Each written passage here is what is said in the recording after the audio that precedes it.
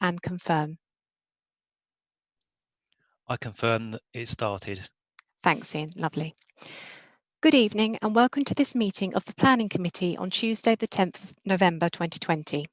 Before we commence with the proceedings, I can confirm that the Council has adopted some basic etiquette rules for its remote meetings, and these are: only speak when the Chairman invites you to do so. Members, please let the Chairman know when you want to speak through the chat function. The Chairman will introduce speakers in the order that the request to speak was made, unless there is a point of order which will be prioritised. Please minimise all distractions while you are in the meeting. Members are asked to mute your microphones when not speaking and consider turning your video off too to reduce interference on the audio feed. Please bear in mind that there may be a lag between speaking and other attendees hearing you, so please bear this in mind. Presentations and images will be visible on the screen. Please indicate via the chat function if there is a problem. When referring to a report, please quote the page and paragraph number.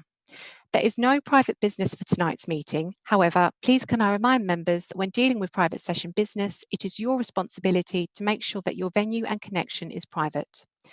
If you lose connection at any point and are unable to immediately rejoin, then please call the meeting facilitator. Contact details have been provided.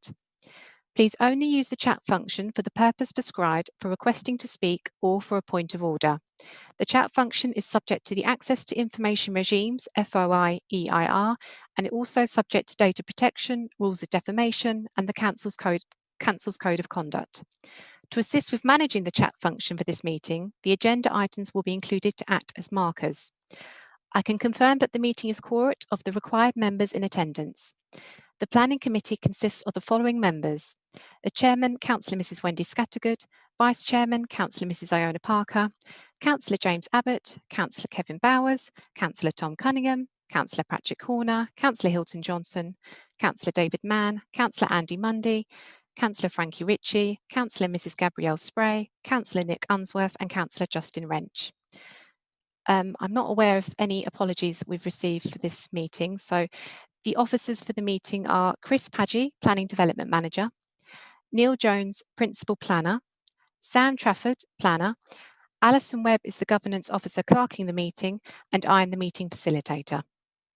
To help distinguish councillors and officers on the broadcast, councillors have a prefix of councillor and officers have a prefix of officers. I will now, registered public question time speakers have a prefix of PQT. I will now hand over to the Chairman, Councillor Mrs Wendy Scattergood. Thank you. Thank you, Jess. Thank you. And good evening, members, and good evening, members of the public watching us on YouTube. I am Councillor Wendy Scattergood, Chairman of the Planning Committee. I will go straight on to the meeting, and the first item is apologies for absence. I have apologies for absence for Councillor Unsworth. Everyone else is present. Thank you. Item 2, declarations of interest. Does any member wish to declare the existence and nature of any disclosable pecuniary interest, other pecuniary interest or non-pecuniary interest relating to items on the agenda, having regard to the Code of Conduct for members? Councillor Cunningham. Thank you, Madam Chairman. I'd like to declare a non-pecuniary interest in item 5A, the planning application relating to Gosfield. Mrs Gill, who is speaking in public question time on this, is known to me through her work, her paid work at Transporter, and supports several of our Braintree District Council initiatives around economic development, particularly the Employment and Skills Board. I haven't discussed this planning application with her, therefore remain in the meeting and participate in the debate and vote accordingly. Thank you. Thank you, Councillor Cunningham. Councillor Ritchie. Thank you, Madam Chairman. Yes, similar to Councillor Cunningham on 5A of this evening's agenda. In my capacity as Vice Chairman of this authority, back when the Gosfield shop was originally opened, I was invited to be part of that opening ceremony, and indeed was named as part of that opening ceremony.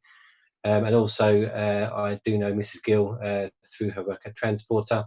I have neither discussed any application since this has come to the Planning Committee, so I too shall remain, debate and vote on the item. Thank you, Madam Chairman. Thank you, Councillor Ritchie. Councillor Bowers.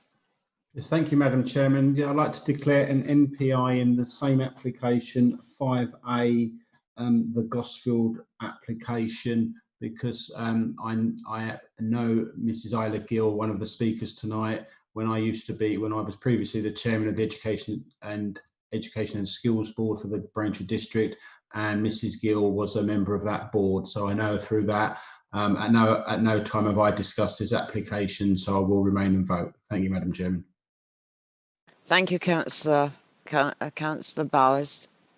I cannot see anyone else wishing to declare an interest, so I will move on to item 3.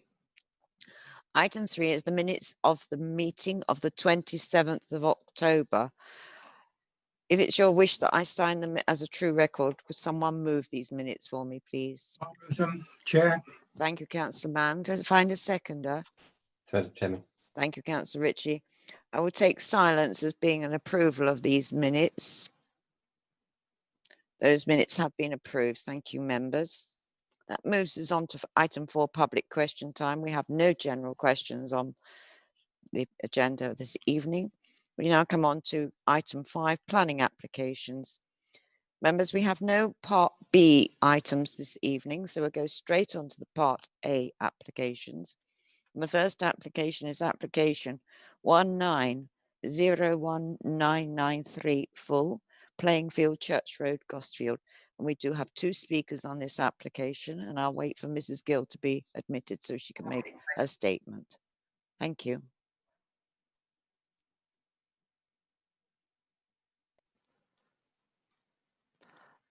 Chairman, I'm just going to check Mrs. Gill's communication for a second. Mrs. Gill, can you hear us okay? She's muted. Just on mute. You're on mute, Mrs. Gill. I can hear you. Lovely. Thank you. Would you like to make your statement now, please? Thank you. My name is Isla Gill and I'm currently the chair of Gosfield Community Shop. This post I've held since September 19. The shop, as you're aware, was taken over by the current group of volunteers in late August 19. With no capital, the parish council lent us £3,000 to cover initial stock and insurances. With the hard work and sheer determination, the shop opened up within a week and continued to trade. We have repaid our loan to the parish council in full and making a healthy profit within our first year. The entire business model is run by volunteers, including the committee. Our current building is loaned to us with the view that we return the building back once our permanent home has been built. Our turnover for the year has hit 185,000. We have accounts which are well managed and balanced daily with a clear vision and plan on how our funds are spent and what we stock. During COVID-19, our volunteers went above and beyond to ensure that our shop was fully stocked. We are open 7 days a week. We've improved our current shop with new fixtures and fittings, fridges and freezers. All of these items will be moved to new premises. We have a healthy 20,000 currently in our bank account, ready to take the building from its first fixed stage to a complete shop. Our volunteers and community are everything to us. At the start of lockdown, we had 48 volunteers. This reduced to 8 overnight. We continue to remain open, gained extra volunteer helps who were furloughed and flourished into a community asset that the village really couldn't live without. Our highest takings one particular day during lockdown totaled £1,600, yet our footfall remains similar. We've given back to the community. Our shielded volunteers received gifts at Easter. We shared sweets with children and were home delivered to lift spirits. The food bank collection point was moved to the shop when the church closed during COVID-19. We've worked alongside the parish council during lockdown to assist any shielding residents. We are so much more than a shop. The social aspect that we offer to our customers and volunteers alike, a friendly face, an offer of help, and sometimes just an ear to listen. This has never been so important as it has been this year. The location of the shop is key to the success, located in parish-owned council car park, giving ease of access to all. The playing field is a busy hub during weekends with senior and junior football taking place. We are well located with children and carers using the park. Many use the car park facility to collect drop children from school using the shop in the process. Although the funding for the project will be managed by the parish council, the shop committee will work closely with them and involved in the build. Currently, the Community Benefit Society has been set up and we are part of the Plunkett Foundation that supports local non-profit enterprises, and we've yet to set up and sell shares as we believe as a committee that we need a permanent home and a guaranteed future before this progresses any further. On behalf of the committee, the volunteers and the wider community, I really hope that this evening's committee finds favour in the application before them. This is a long-term project and benefit to all concerned. I thank you for your time. Thank you very much indeed for making your statement, Mrs. Gill. Thank you. Very much. The next person wanting to make a statement on this application is Councillor Peter Swear. He is the District Councillor for the area, that area. Councillor Swear. Thank you, Madam Chairman. The proposed extension to the existing pavilion as a permanent village shop is well designed and appropriate for a much needed facility that will provide economic, social and sustainable benefits for all Gosfield residents. It sits well in the heart of the village with an established highways entrance and a more than adequate car park. With no objections or comments from those consulted, this application is widely supported and popular in the growing rural community. I fully support this planning application and the officer's recommendation to grant this application to the committee. Thank you. Thank you, Councillor Swear. That brings us to the end of people wishing to make a statement on this application. We'll now go to the presentation, and the presentation is going to be made by Neil Jones. Thank you, Neil. Good evening, members. So I'll be presenting this application this evening. So if I just share my screen with everybody and then we'll start.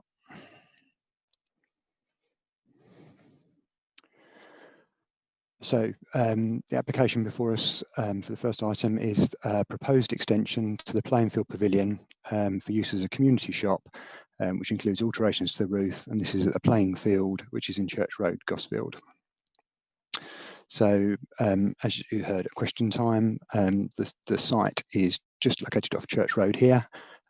This is the existing shop just down here, pink, colour pink here, next to the car park with the recreation ground in front of it, and there's a play area just over to the side. So as you heard from Mrs. Gill at question time, it's very central location within the village, benefits from parking and a steady footfall certainly throughout the day, and particularly around sort of school drop-off and school pick-up times. This is a block plan showing the existing arrangement. So you can see the car park is sort of showing marked bays there. It's more of an informal parking arrangement there, but certainly ample spaces available. You can see the pink building is the existing shop, a prefabricated building, which I'll show in some photos in a moment. And then you've got the larger blue building, which is the existing pavilion, and then tucked behind it, sort of underneath the trees or behind the trees, depending on where you are, there's a tractor store as well, which is used for grounds maintenance. So this is the existing building. So as I said, a prefabricated structure. You can see there's been some brickwork and block work and concrete work to provide a level entrance into the building. But it's largely a prefabricated building just sitting on the ground, quite close to the existing pavilion, just under the trees there. This is a picture of the actual pavilion itself, so just taken from the recreation ground. So you can see quite an attractive building, I think, well maintained. The car park is just over here, the right hand side, and the shop building is just sort of behind the roof there.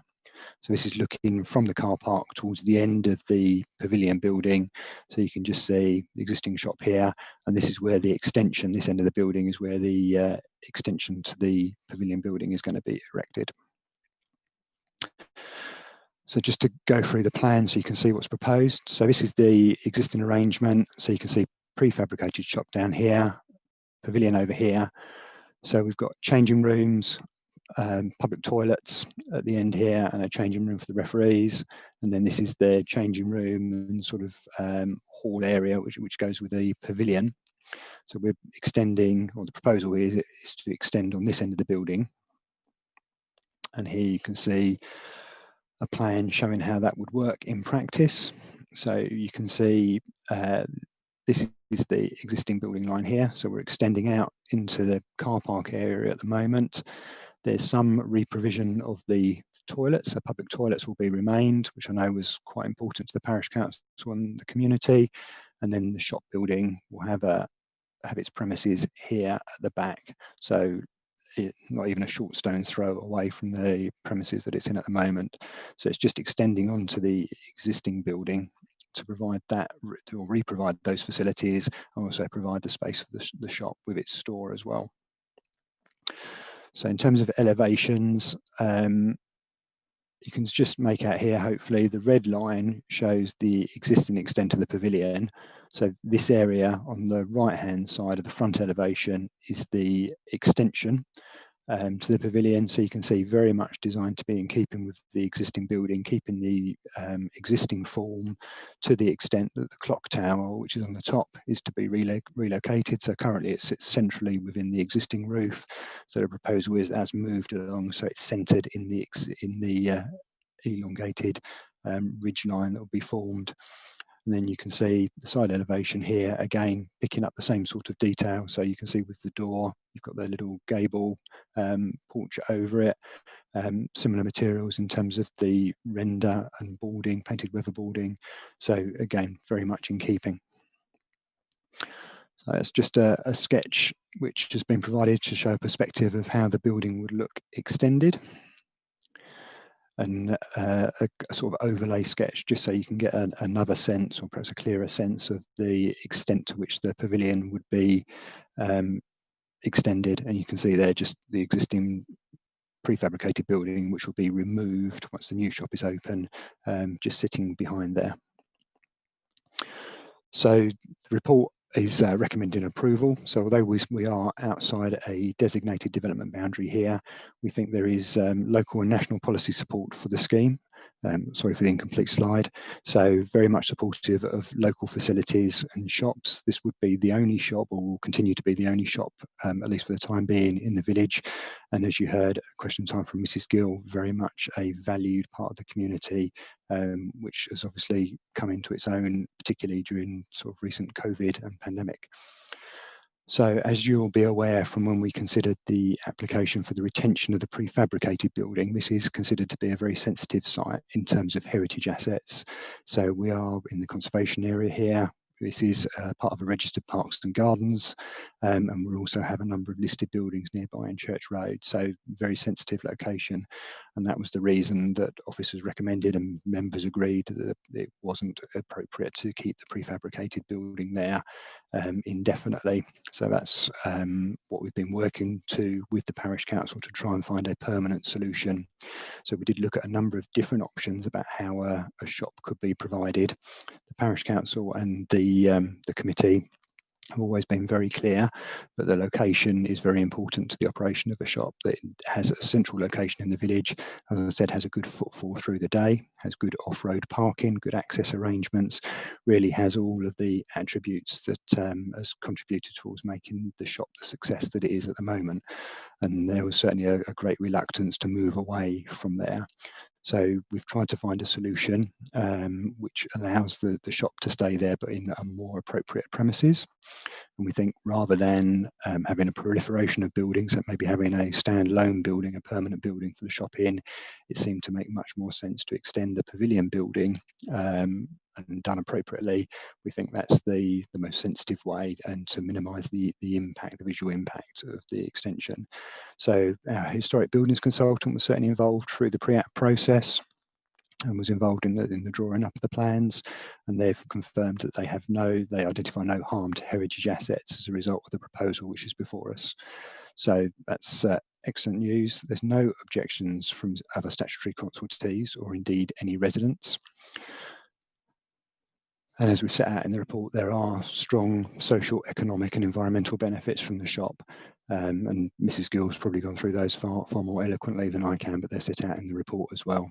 So part of the reason for the delay in presenting the application to members for approval has been that we've needed to protect the council's position. So as members will be aware, if something continues without planning permission for a set period of time, it can become lawful by default, and we didn't want that to happen. So although we don't want to close the shop down, so the prefabricated building still continues to provide shop premises, we didn't want to leave it unchecked, because currently it doesn't have planning permission. So we've taken the decision that it's not currently expedient to take enforcement action to close the shop, but we didn't want to leave it indefinitely. So we have served an enforcement notice, a breach of condition notice, on the parish council. So we've allowed a period of 2 years for compliance. So the purpose for that is to allow sufficient time for the parish council to raise the monies and to get the extension built. Obviously, if that allows us still to have control. So if after 2 years we don't have a shop to move to, and the council is concerned about the continued retention of the prefabricated building, then we would have control. It wouldn't potentially be becoming lawful by default. So that's been part of the reason for the delay. So now that that notice has been served on the parish council, we feel we're in a protected position, and we can certainly recommend this application for approval. The parish council, for their part, are very keen to get on once they've got planning permission. They need the planning permission to be successful, they feel, in attracting grant funding towards the scheme. So they're very keen to get going. And from an officer's point of view, we're quite happy to recommend approval. We've got no objection to the principle of development. As I said, the provision of a shop within a rural village is acceptable in principle. No highways, amenity or heritage objections. So with the benefits that we've explained in the report, the recommendation is for approval subject to the conditions set out. Thank you. Thank you, Neil. Thank you for a very detailed summary of the whole application. And the first person that's registered that wishes to speak is Councillor Kevin Bowers. Councillor Bowers. Yeah, thank you, Madam Chairman, and thank you, Neil, for the presentation. And I congratulate you, actually, because I know there's been a lot of hard work from yourself gone into this application and trying to get to the stage where we're in a position to sort of give the Gosfield people what they want and definitely deserve. Many members will remember an application for the Gosfield shop coming before them on a previous occasion. That was one for a temporary building, and I don't think any member believed the fundraising figures, shop income and expenditure that was put before them at that meeting was indeed fact. That must have been very disappointing to the fantastic volunteers that this shop definitely has and the people of Gosfield. However, what is in front of us tonight is definitely a different application, a very completely different application. I applaud all of those concerned who have worked on this to bring it in front of us this evening, along with the people of Gosfield and the volunteers for all their hard work. It was good to hear from Mrs. Gill in question time in regards what's going on at the shop now and how the volunteers and the hard work, especially during current times, and that Neil sort of alluded to as well. So it's very good to hear that sort of side of it. And also in the actual report, where we can see there's actually been no statutory objections whatsoever. And it's only just supported by the local community, which is great to see. I am more than happy to support this application and happy to move officer's recommendation. Thank you, Madam Chairman. Thank you, Councillor Bowers. Does that find a seconder before I move on? Seconded, Madam Chairman. Thank you, Councillor Cunningham. Councillor Cunningham, yes. Councillor Cunningham, I have you registered to speak next. Thank you, Madam Chairman, and again, thank you to the officer and to Mrs. Gill in Public Question Time and Councillor Schweer for their statement. It may seem a slightly strange thing to say at a planning committee, but what an uplifting planning application this is to come before us at a difficult time in what's been a very difficult year. I think we can all see the tremendous benefits of this planning application and appreciate the remarkable and hugely important role community facilities play, even at the best of times, but never more so than in 2020. And it was really uplifting to hear the role it played, the community shop in Gosfield played during the most difficult times and the first emergency phase of this crisis, and will continue to play through a difficult winter. And full credit must go to the current team, Mrs. Gill and her colleagues in Gosfield, because not only have they been able to provide that fantastic community facility, it's on a sound financial basis, the viability is there, and having inherited some rather unfortunate planning issues as a legacy from the previous running of the community shop, they've been able to bring forward a planning application that has the support of the community and is indeed viable and protects, safeguards and enhances that wonderful facility which is the pavilion and a beautiful part of Gosfield. So there is an enormous amount here that is extremely positive. I would, without wanting to repeat too much, I would just echo again the points made by Councillor Bowers. I think officers, particularly Neil, deserve tremendous credit because within the framework our planning officers have to operate in, they have shown great pragmatism and they've been extremely diligent in working with the applicant to come forward with this highly desirable planning application, and I'm delighted to second, and hopefully it will receive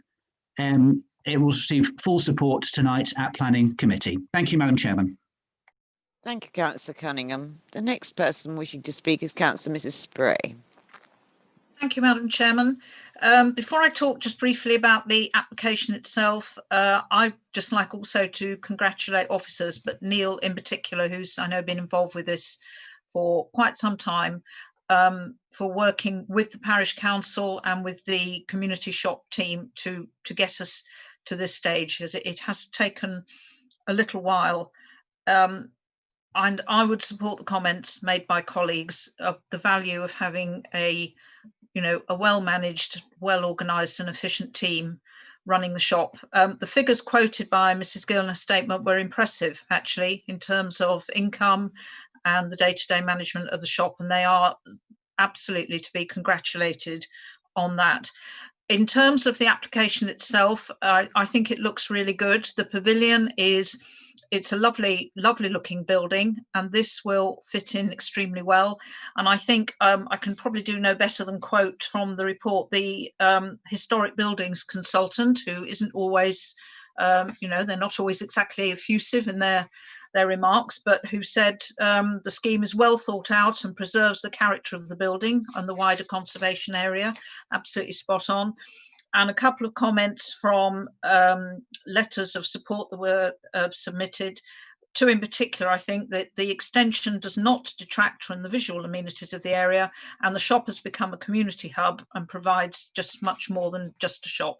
Absolutely, couldn't have put it better myself. Really happy to support this application. Thank you, Chairman. Thank you, Councillor Mrs. Spray. Councillor Mrs. Parker. Thank you very much, Madam Chairman. I won't repeat what other members have said, but other than that, I'm very, very happy to support this application as well. The only question I have for Neil actually is in relation to the conditions, condition 7, which is the shop opening hours.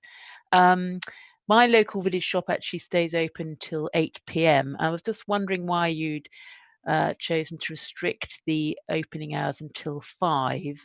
It may be that the people who are running the shop only want to feel that having stayed worked there since 7 o'clock in the morning, that is quite long enough. But I was just wondering, perhaps in the future they may want to have slightly longer opening hours, and whether there was a reason to impose that length of time in the condition. Thank you. Would you like to respond, Neil? If that's okay, thank you, Chairman. Yeah, just that in short, that was what was asked for on the application form. So that's what we've put as a condition. I don't think there would be I don't think it's likely there would be an issue if we were to be asked to have longer hours. And obviously, there's an opportunity for the committee in the future to vary that condition if they wanted to open longer. Although Mrs. Gill, I think, feels that they're probably doing it enough at the moment, judging by her reaction. But I think because the application form stated those were the hours that the shop opened, that's what we put on as a condition. Because I think if you were a resident nearby, you'd read that and you hadn't objected on the basis those were the shop opening hours, you might be slightly miffed if we put slightly longer hours on now, even though we might not think it's an issue. So that's the reason. Hopefully that answers that question for you, Councillor Parker. Yes, it does. Thanks very much, Neil. Thanks for explaining that. The final person, I've got Councillor Ritchie and then I've got Councillor Abbott. So I go to Councillor Ritchie next, please. Thank you, Madam Chairman. I actually withdrew to speak because all my points were covered by previous speakers. So in keeping this haste, I shall withdraw. Thank you, Madam Chairman. Thank you, Councillor Ritchie. Councillor Abbott. Thank you, Madam Chairman. Yes, those of us who live in villages who've got village shops guard them jealously and do everything we can to keep them going. So this is a marvellous initiative that the shop's going, and as others have said, it's wonderful to see such a high quality application for, the building design is really, really good.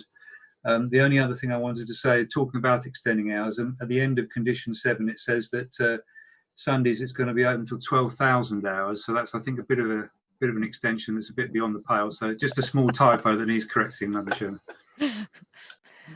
Thank you, Councillor Abbott. Thank you. Well, members, we've given this one quite a good airing. It has been moved by Councillor Bowers and seconded by Councillor Cunningham that we approve this application. I'm now going to put that to the vote with the change of the hours for Sundays on the condition 7. Councillor Abbott. For. Councillor Bowers. For. Councillor Cunningham. For. Councillor Horner. Councillor Horner, you're muted. It's 4. Thank you. Councillor Johnson. 4. Councillor Mann. 4. Councillor Monday. 4. Councillor Mrs. Parker. 4. Councillor Ritchie. 4. Councillor Mrs. Spray. 4. And Councillor Wrench. 4. Thank you, Councillor Wrench. Councillor members, that has been approved unanimously. Thank you very much. And I'd like to thank Mrs. Gill and Councillor Swear for attending and speaking at our meeting. Thank you both very much indeed. Thank you. Chairman, I'll just quickly remove them from the meeting, Councillor Swear and Mrs. Gill. Thank you.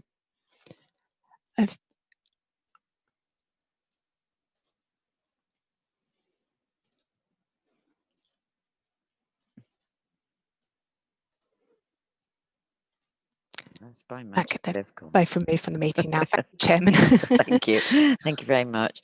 We now come on to this next application, and that is application 20-01208 full, land south of Builders Yard, Braintree Road, Shalford. We have no statements on this application, so we go straight to the presentation, which is going to be made by Sam. And this is Sam's first virtual meeting with us, so be patient with him. He's a bit nervous about things going wrong, but I'm sure they won't. Thank you, Madam Chair. Thanks very much, Madam Chair, and good evening, members. I'll now attempt to share my screen. Like the Chairman said, please bear with me. Hopefully everyone can see my screen okay. So I'm here to discuss, present an application. The site is known as land south of Builders Yard along Braintree Road at Shalford. The application is for the demolition of some existing barns and a mobile home and the erection of a single new dwelling house. This is the location plan. Hopefully you can see my cursor. The application site is outlined in red, and the blue line denotes other land which is owned by the applicants. To the north of the site is a site known as the Builders Yard. You'll note from the agenda that this site has actually got a planning permission granted in 2009 for the erection of some dwellings. Just to put that site into context, this is the village of Shalford, taken from the inset map of the Braintree District Local Plan Review of 2005. I've outlined the site down here in red, just so you can see. I don't know if you can make out, but just to the south of the village envelope, that was that Builders Yard site there. The application includes the demolition of some existing structures on the site and the removal of a mobile home. So the first building to be removed would be this lean-to element here. I've got some photographs later in the presentation which will show that more clearly. This structure here, which is a sort of an open storage unit, which is described as a barn, and this mobile home on the site, which I understand isn't used for residential purposes. It is purely used as a sort of a breakout area. This plan shows the proposed site plan. So the access to the site would be up here. It's not quite shown on this plan. The application shows some parking for the dwelling down here, 2 spaces, and a rather long pedestrian access to the dwelling, which will be sited towards the rear of the site. The stables on the other site will be retained. There is an existing menage which is down here, and the application also details some sort of screening element there. In terms of how the building would look, so the east elevation, this is the elevation which actually faces towards the highway. It's the one with it's sort of more of a side elevation, I suppose, even though it does front the highway. The principal elevation, if you like, is the south elevation. That elevation actually faces toward the south, towards an area of an open landscape. That elevation will also feature the front door. You can see a sort of a balcony element here and some bifolding doors here, rather large wide gable there. The west elevation, which would face towards the rear of the site, is this elevation here, and then the north elevation, which is one which actually faces toward the builder's yard, the site, which has had planning permission approved in the past, with this elevation here. There is a dormer here and also 3 roof lights in the roofscape. Onto floor plans. So on the ground floor, you've got this a bedroom up here. The building itself is a 3-bedroom dwelling house. I won't go into detail too much on the floor plans. And also some nice 3D visuals as well, so you can see how it might sit into its site. Onto photos. So this photo denotes the existing access to the site. So it's quite a wide access. The access is actually used at the moment to access the builder's yard. So to the right of the picture, this is the access to the builder's yard. The application site is actually off to the left over here, sort of more of an informal access at the moment. This photo shows the existing mobile home over here, and then over here you've got this open storage building. At the time of the site visit, there are some horses in the field behind. Shows the similar sort of view there. And these are the stables. The applicant does keep horses, I understand. So this photo shows the lean-to element here, which would be removed, and then the stables here. This is the back of those; they'll be retained. Sort of a wider view. So this is standing right at the back of that field, looking back towards where the dwelling would be located. You can see the back of that mobile home there. And this is for your information, I suppose, a view from the public highway opposite a junction at Waterhall Lane, looking back towards the site. So this area in particular has got quite a low hedgerow, as you can see. At the moment, it's not very domesticated. I think the most prominent building perhaps on the site is the mobile home itself, but even that is very small and quite discreet, I suppose, because of its size. Just for some information, this is the application which was approved at the site. It was approved in 2009, so it was approved prior to the introduction of the National Planning Policy Framework. The dwellings which would relate most to the approved, to this application, which be this plot, and this plot, which obviously would back onto directly the application site. So from a planning policy context, the applicants have claimed that the application is being made is required to facilitate care for the equestrian use at the site. To determine that, we look at policy RLP 85 of the adopted local plan. That policy states that proposals for new or extended residential accommodation will only be permitted if a submitted business plan demonstrates that there is a convincing case for residential accommodation. And even then, the accommodation permitted will only be the minimum required to meet the needs of the relevant business. In this case, it's indicated, as I said, that the dwelling is required to care for those horses at their site. However, no evidence has been submitted to justify why a dwelling is required at the site to facilitate the care. Generally speaking, the general keeping of horses doesn't require a full-time element of care. It's quite normal to keep horses and not need to live full-time at the site. In terms of sustainability then, obviously the application doesn't comply in Office's view with our policy RP 85. So we look at the sustainability of the location, how it relates to existing services and facilities in and around the site. So this plan is a sort of a wider plan. You can see Shalford, the village up here, a church end, which is a settlement to the south down here, and then the application site is this little red box here. There is a primary school some distance away down here at Church End. There's a recreation ground with playing facilities, a village store on the corner down here.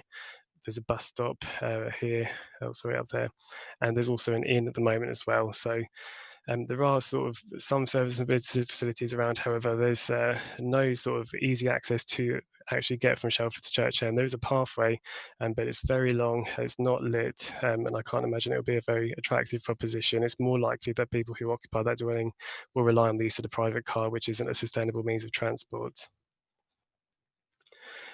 So as I said, without that sort of policy support, the application represents an unjustified new dwelling in the countryside, which is located outside of settlement boundaries and would be detached from the village of Shelford. And the site is not a location which obviously is considered to be sustainable. And as I said, the occupiers would rely on the use of the private car to access services and facilities. The development will result in a prominent and visually intrusive building in the countryside, which, due to its siting size, scale, form, and design, would erode the rural character of the site and fail to integrate with its surroundings, which would then result in a harm to the character and appearance of the countryside. In the event the development approved at the adjacent site, so that's the application to the north is from 2009. If that were to be implemented and completed, there would be a poor relationship between the proposed dwellings and those approved, with its mere private amenity space and rear elevation compromised by overlooking. The development would bring very limited economic and social benefits, which would not be outweigh the harm identified due to the small scale of the development proposed. Cumulatively, the impact of the proposed development would significantly and demonstrably outweigh the limited benefits, and therefore the tilted balance falls in favour of refusing planning permission. And for all these reasons, the officer's recommendation is to refuse planning permission. Thank you. Thank you very much indeed, Sam. Thank you. Councillor Mann, you wish to speak.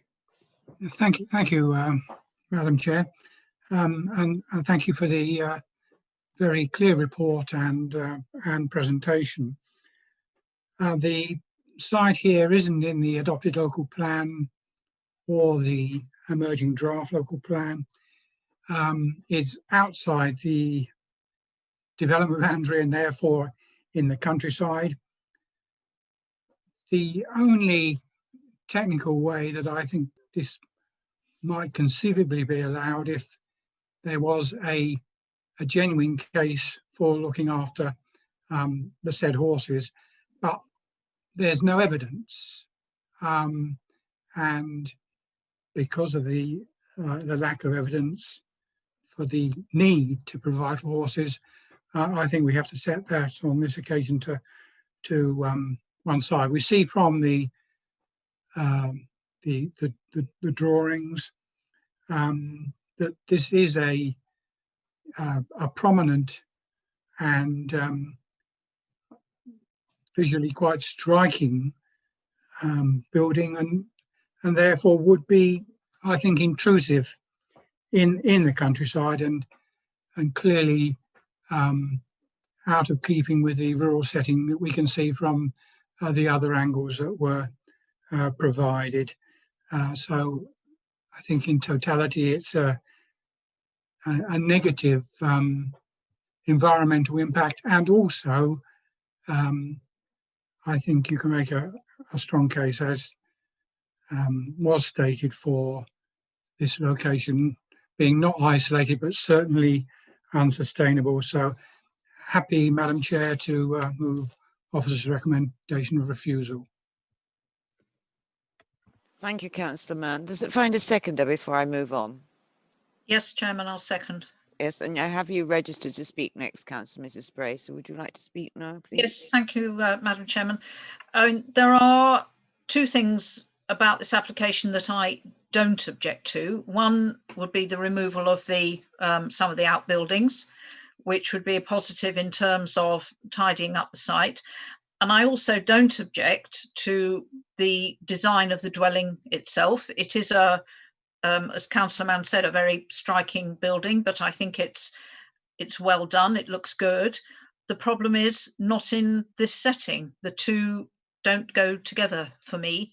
It is going to be too prominent in what is quite an open area of countryside, albeit with other buildings around it, but nevertheless it will be very visible on approach, and it simply isn't designed for this site to blend in or to add anything to the landscape, and that for me is the long and the short of it. So I'm happy to second refusal. Thank you, Chairman.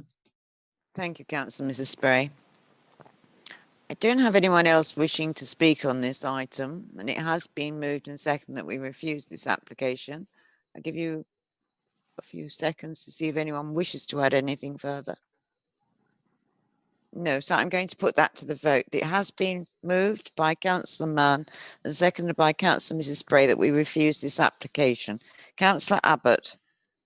For the motion to refuse. Thank you. Councillor Bowers. For. Councillor Cunningham. For. Councillor Horner. For refusal. Councillor Johnson. For refusal. Councillor Mann. For refusal. Councillor Monday.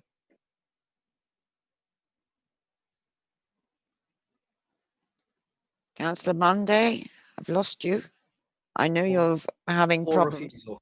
Oh, thank you. I know you're having problems with your reception this evening. Councillor Mrs. Parker. For refusal. Thank you. Councillor Ritchie. For. Councillor Mrs. Spray. Councillor Mrs. Spray.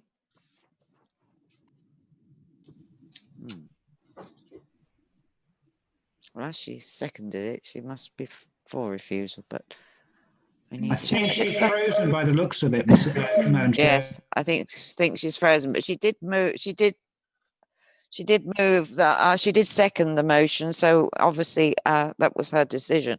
Councillor Wrench. For refusal. Thank you very much, members. That has been agreed unanimously that we are refusing that application. Thank you. We now move on to the final application for this evening. That is application 20-01309 20 Ridgewell Road, Great Yeldham. This application has gone to appeal for non-determination. So we have to indicate this evening that our decision would have been. So just keep that in mind when you are voting. And once again, this is going to be presented by Sam. Thank you, Sam. Thank you, Chair. I'll just share my screen again.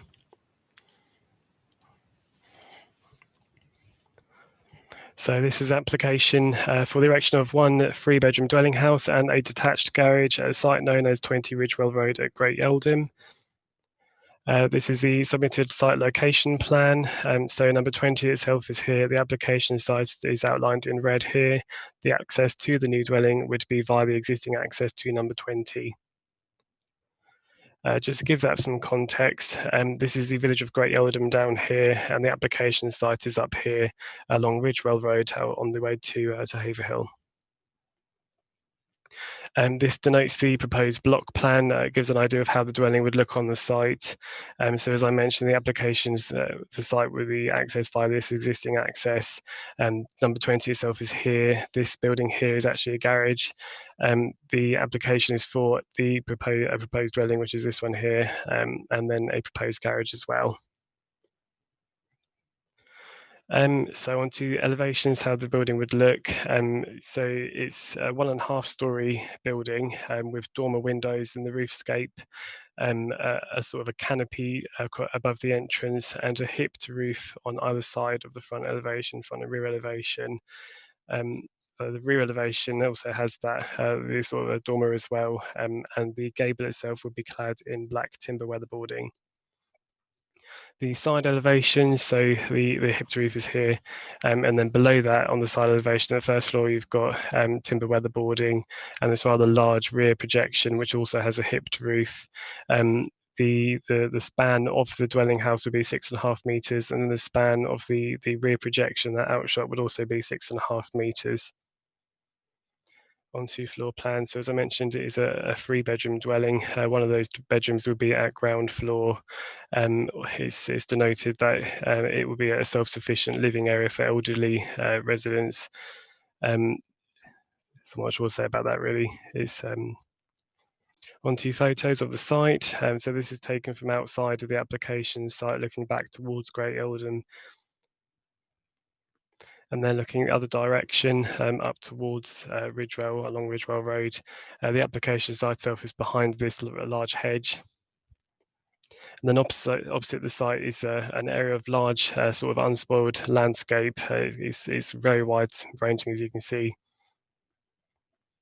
The application site itself is a maintained grassland area at the moment, containing a few sort of younger trees, and around the outside of the site there are some much larger mature trees. And again, behind the site there is unspoiled agricultural fields, which are wide-ranging. You can see quite far standing at the application site looking to the rear. The dwelling itself hasn't come out particularly well, I apologise for that. But it's interesting to note at this point, perhaps, the dwelling, the existing dwelling at the site is what's known as a former land settlement association house. And I'll talk about that in a second, but the key characteristics here, this is an extension to the dwelling, but this would have likely been the original house, and you can see it's sort of got that hipped element, a very low down eaves, and then that sort of timber clad side, and then that's the front elevation of the dwelling. So just again to give some context, the Land Settlement Association was set up to rehouse people from industrial areas who are unemployed. Each house was built in a style similar to this one. This one's actually from Great Abington. It's not local to the site, but they were all sort of designed in this similar way. They would each have had a large plot of green space beside it, which would have been used for crop growing. So each of the occupiers of these houses would have been required to generate crops, agriculture, farm in some way, and then what would have been produced through that would then have been sold through the Land Settlement Association cooperative. They're all privatised now, but there's a good few examples of these types of dwellings in and around Great Yeldham, along Ridgewell Road, along Tilbury Road, and out towards Little Yeldham as well, along Little Yeldham Road. Just sort of giving some context, again, you can sort of see how it would have originally been just by looking at those two. You can see that hipped roof and that side elevation there. So I suppose it could be argued that the site is in a hamlet. There are a number of dwellings along Ridgewell Road. They are detached from Great Yeldham by quite some distance. So whether it's a settlement, whether or not it's a hamlet, we can look at that now. The thing that is the RLP 16 of the adopted local plan says that a single dwelling can be acceptable in a hamlet where it fills a gap provided. There's a number of criteria. The proposal can't be detrimental to the character of the surroundings. As we saw, the site is open to the rear and the dwelling would be highly visible in views from the countryside behind. If the hedge were removed to the front of the site, and I would note it's not a protected hedge, the dwelling would be highly visible in the street scene and prominent in landscape views. As we saw at the front of the site, there is quite a larger sort of landscape view there. And the second point, the proposal would not result in an individual isolated dwelling. We also look at the Court of Appeal decision to define isolated there.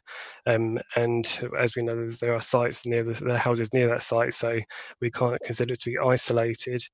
The third point, the proposal would not consider ribbon development.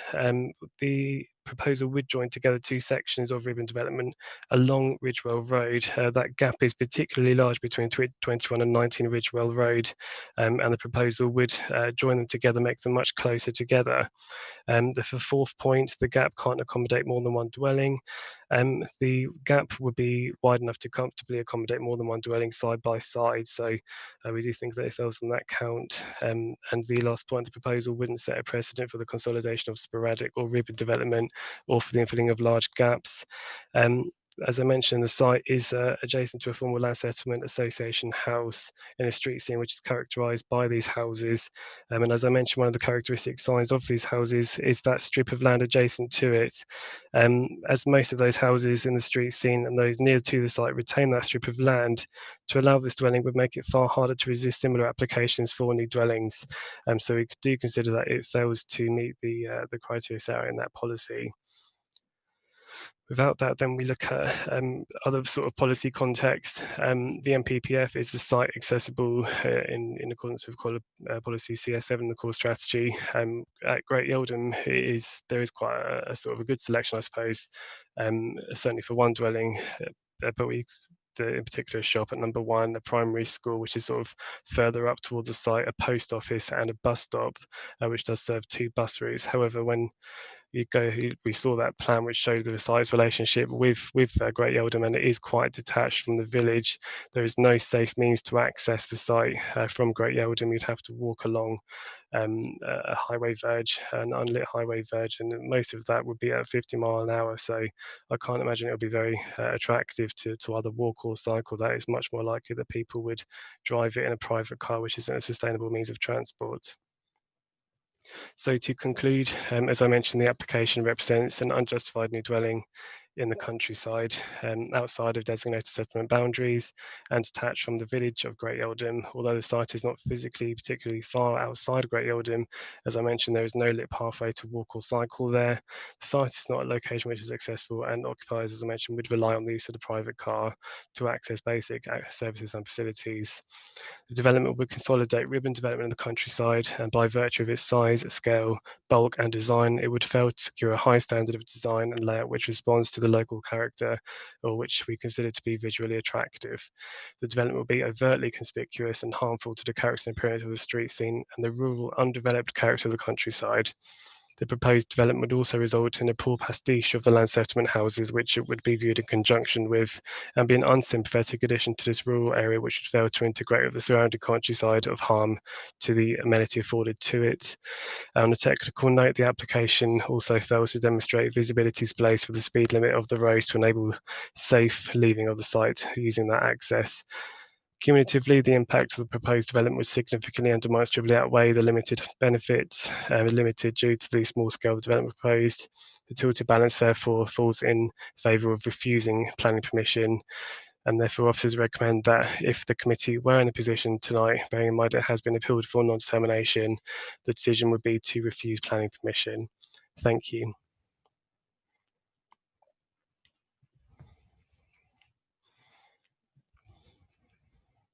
Thank you very much, Sam. Sorry, I lost my mouse. Councillor Mrs. Parker. Thank you, Madam Chairman, and thank you, Sam, for that very thorough presentation. I'm glad that you spent so much time actually on the fact that this application is within the land settlement estate, and as you point out, I think there are something like over 80 houses in and around Great Yeldham in the land settlement estate, and as you pointed out, they all were built with a large plot of land, and some of them also have sheds, which I think were there for keeping a few pigs. So there is always constant pressure for those sheds to be converted, and also for additional dwellings to be built on the large plots of land. And the interesting thing about this, the estate, is that it's very sprawling actually, and spread out along all the roads that approach Great Yeldham, Little Yeldham, and Tilbury. And the policy reference to discouraging ribbon development would completely apply to the land settlement and estate. And I would just like to refer also to paragraph 6.144 of the preamble to the hamlet policy in the draft local plan, which actually specifically refers to the land settlement estate. The former, and it states, the former land settlement estate housing between Great Yeldham, Little Yeldham and Tilbury Juxclare is not suitable for infill in order to protect its historical character.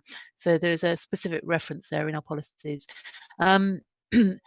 I completely agree. I think that apart from that, this is too really far outside the village.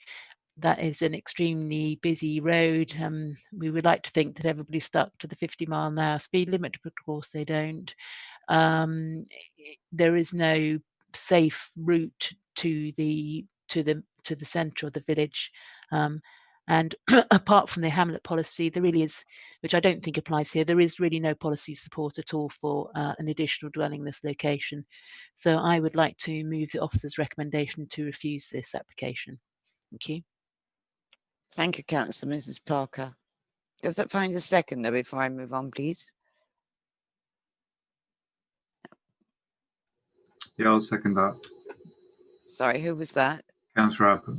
Oh, thank you, Councillor Abbott. Sorry, I didn't recognise your voice. Do you wish to speak? No, Madam Chairman, just seconding. Thank you. Does anyone else wish to speak? I have no one else registering they wish to speak. Well, what we're being asked tonight is how we would have voted if we'd been given the opportunity. And it has been moved by Councillor Mrs. Parker that we would have voted to refuse this. It has been seconded by Councillor Abbott. I'm going to put that to the vote. I'm asking you, are you in favour of refusal? Councillor Abbott. For the motion to refuse. Thank you. Councillor Bowers. For. Councillor Cunningham. For.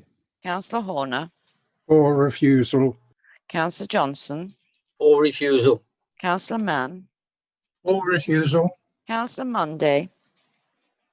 For refusal. Thank you. Councillor Mrs. Parker. For refusal. Councillor Ritchie. For. Councillor Mrs. Spray. For refusal. Councillor Wrench. For. Thank you, members. That is a unanimous that we would have refused this application. That brings us to the end of our items this evening. I'd like to thank you all for your attendance. I would also like to thank all those watching on YouTube, and I'd like to thank the officers and our backroom staff who are so helpful to us. Thank you and good night, everyone. Thank you. Over to Jess. Thank you, Chairman. Before I ask the webcasters to terminate the broadcast, I would urge members, we don't provide the meeting feedback survey anymore. I beg your pardon, that's still on my script. I am sorry. I would just like to thank you all for attending, and I'd also like to remind you that the Council will retain performance data relating to your connection to the meeting in the event of a legal challenge. Thank you very much for bearing with us this evening and attending this meeting. Good night all. Good night, everyone. Bye-bye. Good night.